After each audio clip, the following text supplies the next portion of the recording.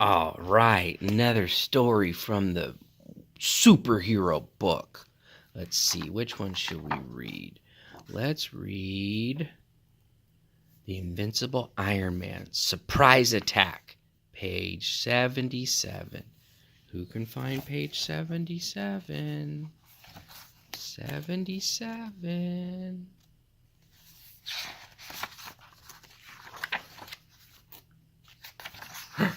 Here it is. Iron Man Surprise Attack. Tony Stark was ready for a busy day ahead of him. With Pepper Potts' help, Tony found a nice tie to wear for today's meeting with Victor Wong, one of the biggest businessmen in the United States.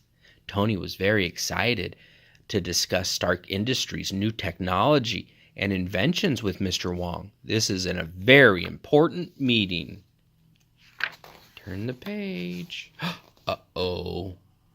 But as Tony took a sip of coffee, he almost spit it back out. Not because it tasted bad or was hot, but because when he looked up from his mug, he spotted something outside his window. There was a large robot-like villain attacking a building. It was Crimson Dino. Uh-oh. Quickly, Tony took out a secret briefcase from under his desk and unlocked it. Inside was this famous Iron Man armor. He called Pepper. "Pepper, tell Mr. Wong I'm going to be running late," Tony said. "What? You can't be late for this meeting. It's with Victor Wong, the president of MO Incorporated," Pepper panicked. "Unfortunately, I'm in the middle of something right now," Tony said, staring at his own reflection in the Iron Man helmet. He knew it was his duty as Iron Man to stop Crimson Dino and protect innocent civilians. Turn the page. Whoa. Shooting off into the sky, Iron Man felt ready for whatever Crimson Dino might throw at him, but he could feel his stomach starting to turn a little. Tony hated to admit it, but sometimes even superheroes could get a little nervous about a big meeting, let alone being late for one. Instead, he focused all his energy on defeating Crimson Dino. He flew towards the super evil supervillain, ready for action. Turn the page. Whoa. As Iron Man approached the giant villain, it seemed like Crimson Dino was expecting him, and so was Titanium Man. Iron Man was caught by surprise. Crimson Dino was causing mayhem in front of Stark Tower, purposely to get Tony's attention and bring him out into a trap set by not one, but two supervillains. Tony wondered what these thugs were up to. He knew they enjoyed stealing his inventions for their own evil purposes. Crimson Dino, eager to get the first shot at the superhero, immediately aimed his weapon at Iron Man. Luckily for Tony, the villain missed and got the Stark Tower's antenna instead. "Hey, you! Better pay for that. Not like the technology you stole from me," Iron Man yelled. Turn the page.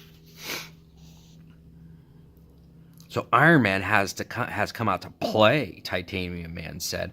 "What about a game of tag?" Iron Man asked. Swiftly, the armed Avenger fired a repulsor blast at Titanium Man. "Tag, you're it." Iron Man dashed off behind a building. The crooks quickly followed. Glancing back, Iron Man was not sure how he was going to take on two supervillains at the same time, but he needed to get those thugs away from the people inside the building and watch from the street below. "We don't want to play hide and seek with you," Crimson Dino yelled, clearly frustrated. He wanted the new Stark Industries technology you invented. "Come and fight like a real superhero if you're even one," Titanium Man shouted. While the two villains were busy looking for Iron Man, they did not notice Tony sneaking up behind them. Uh-oh. Turn the page. Whoa. Boom. "Didn't your mother ever teach you to say please?" Iron Man interrupted them. As a matter of fact, you can't have my new inventions because I'll be presenting them at my meeting today, which you're making me late for. The two thugs were shocked to see Iron Man behind them. "Now it's my turn to count to 10, Iron Man shouted. Instantly, the invincible Iron Man raised his arms, aiming his repulsory directly at two supervillains. 1, 2, 10. Ready or not, here I come, Iron Man yelled. Before they knew it, Iron Man shot his powerful repulsor blast at full force. It looked like Iron Man might be able to stop Crimson Dino and Titanium Man and be back in time for his meeting. But then, Crimson Dino started to get back up. Uh-oh. Tony immediately increased his power level to 300%. Then Iron Man grabbed hold of Titanium Man and lifted him high above his head. Titanium Man tried to fight back, but was completely powerless. "Let me go," Titanium Man whined, but Iron Man ignored him and shot up until he was higher than a skyscraper, still holding on to the metallic menace. Turn the page. Then with all his might, Iron Man flung Titanium Man down at Crimson Dino, knocking them both out at the same time.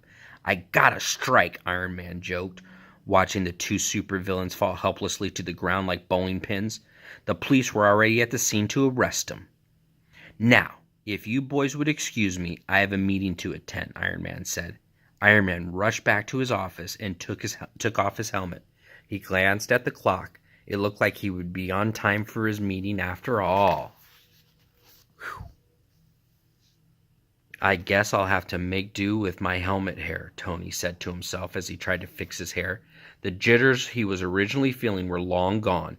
If the invincible Iron Man could handle two giant supervillains, then Tony Stark could definitely handle one big boss. Tony smiled confidently to himself. All in a day's work for a billionaire businessman and the invincible Iron Man. The end.